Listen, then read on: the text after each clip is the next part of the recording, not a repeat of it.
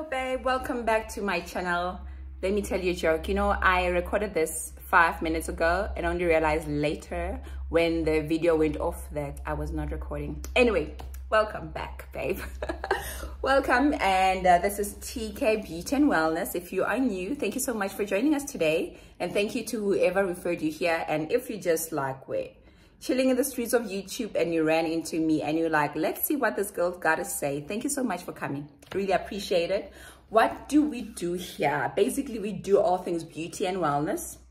And today it is get to know me tag, because I feel like you guys need to know why I have authority to talk about beauty and wellness. Okay, the wellness part will be more about experience, and the beauty obviously will be more about my education and how I've been able to be in the beauty industry and do what I do. So let's start. Where did this love come from? So in 1995, when I was in grade 7, back then it was standard 5. I am now 40.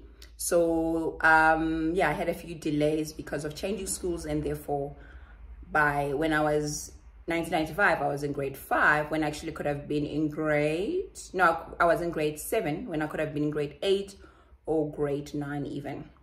But anyway, whatever, here we are today. I am 40, and in 1995 I decided that this was the industry I wanted to go in.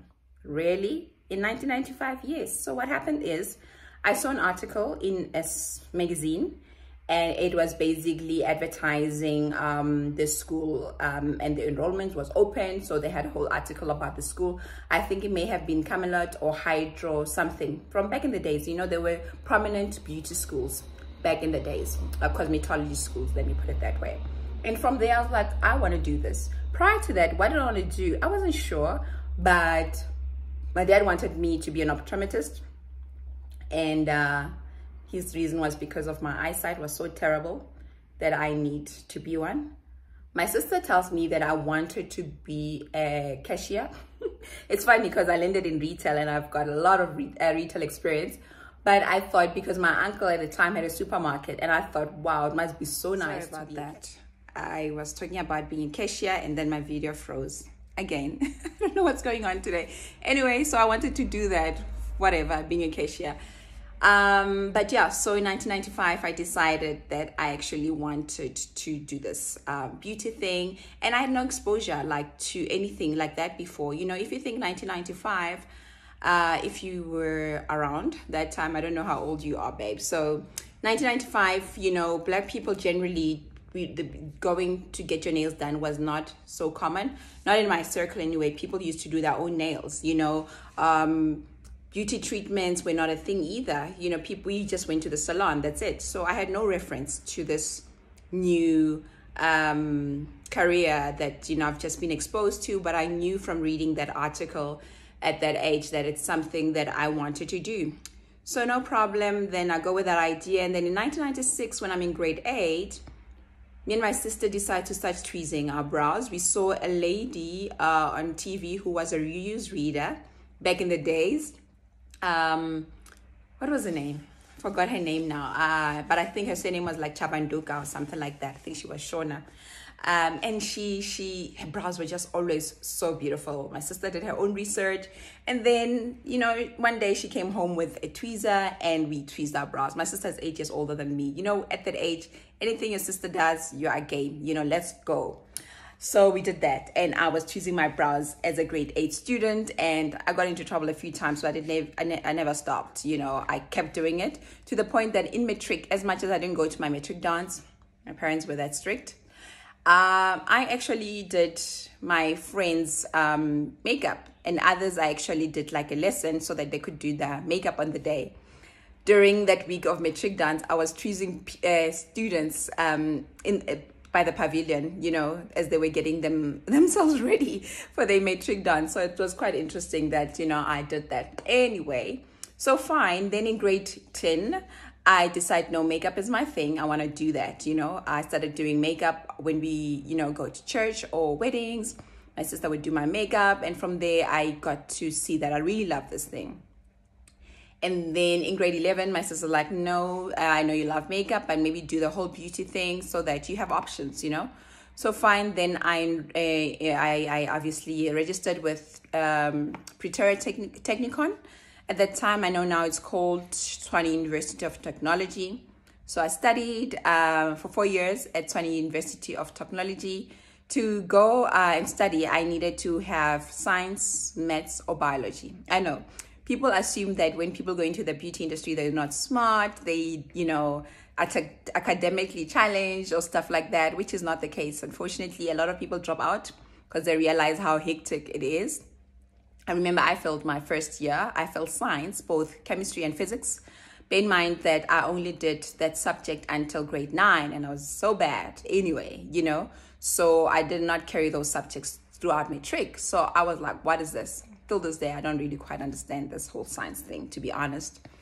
And I also didn't do maths. I had random subjects, guys, like I did history, I had business economics, I had art, and biology. Yeah, all random.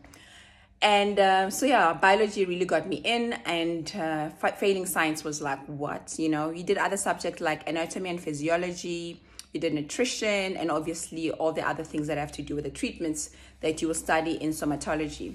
Throughout that time, and we did makeup as well. This is a very small portion, and we only did it, I think, the first and a little bit in the second year. So it was not a big thing. I mean, a lot of stomatology students were not even wearing makeup because it's not really a thing. I was the one wearing makeup every day, and people were like, why do you wear makeup? And, I love makeup. So in my last year, when I was doing my in-service training, I realized that, this thing of being in a spa environment, slow and whatever, I'm not feeling that with that music and stuff. Nope. So after all of that, then in 2004, it's when I finished, right? Yes. Then I went for an interview at MAC Cosmetics in Mainland. And yeah, I got my job just like that. I started on the 8th of January of 2005. I was really one of those privileged people. I've never struggled to find a job in my entire life. That's a blessing that I think I have. Just I'm very employable. People enjoy working with me, or I just know how to sell myself. I don't know, but I've never struggled in any interview process or being employed. So I'm always grateful for that and everything. So yeah, then I worked for MAC from 2005 until 2012. So from 2005, I was a casual makeup artist coming on weekends and, the late shifts. Within a year, less than a year, I became full-time. Then the next year, I became assistant manager of that counter in Mainland. The year after, I became the manager for that counter. Then I did 2 years as a manager for that counter, I think. Then in 2009, I became the manager for the flagship store in Sandton. That's where it changed everything because I was exposed to everyone from head office because they were always there. Within a year, I was a senior retail manager, which meant I looked after MAC in Sandton, but Melrose and Rosebank, I was co-managing them as well, which was really eye-opening. Within 3 months, there was a position to be a manager of retail operations, which means now I was based in head office and I had a few stores that I was looking after. So I did that, and my time in sales continued. So this time I was not really doing makeup on anyone, but managing the stores that was selling the makeup. So I did that for 2 years. And then a friend of mine was studying business, and I wanted to join her, and she was keen on that because I thought my time in retail was done and I needed something different because I was going to be there forever. And yeah, we did business for about a year. Things got a bit tricky. She went back home. And then I opened my own business, Saseka Beauty and Wellness, which was mobile. So now I was incorporating all the beauty stuff, your massages as well. Then later on, I studied fitness training. And in 2018, while I was studying business training, I decided to go back to full-time employment. Being broke, got tired. And there was a bit of instability in my life. And I just knew that if I'm more financially solid, it would be easier to make better decisions. So I went back to the beauty industry. Actually, I applied for both Woolworths and MAC, whatever comes first. So Woolworths responded first, went for an interview as the cosmetics manager for Woolworths Mall of Africa. And I did that for a month. And then within 2 weeks of working at Woolworths, I got called back to MAC. So now the position was different, was area sales manager. which is basically the same thing. So I did that, and then now I am the district manager for Bobbi Brown, MAC, and Smashbox. So they're all owned by Estee Lauder group of companies.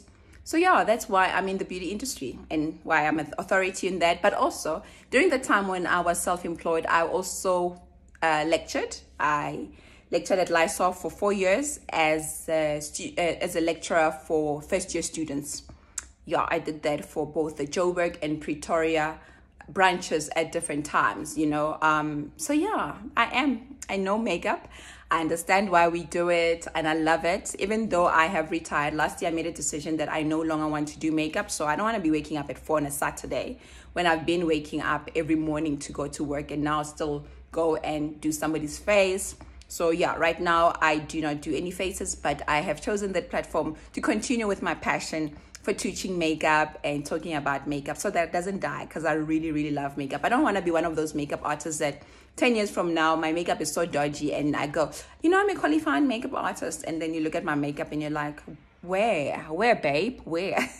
So I want to keep this passion alive. So yeah, that's basically a little bit of a background. As we go along, I will add a few things so that you guys understand what I do and why I do it. And then I would also going to take you along with some of my shopping experiences, like when it comes to all my beauty products, you know, whether it's body or beauty. I think that would be great if we do like a skincare or body product haul or something like that. So it's going to be fun here. Please do stick around, babe. We're going to have a good time. But as I always say, I would appreciate your feedback.